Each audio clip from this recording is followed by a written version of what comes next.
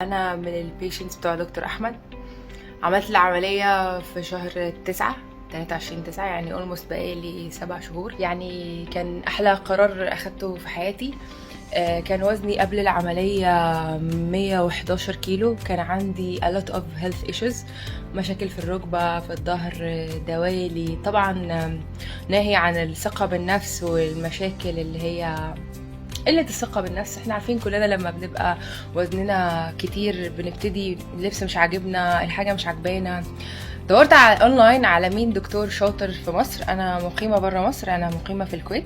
بصراحة ارتحت لدكتور احمد اول ما شفت الانستجرام اكاونت وشفت صورته وشفته هو بيتكلم. حسيته شخص knowledgeable، عنده knowledge. وانا اللي كلمت التيم قلت لهم يا جماعة I want to say a review. فبجد شكرا جدا فريق دكتور احمد كله، ويعني thank you so much.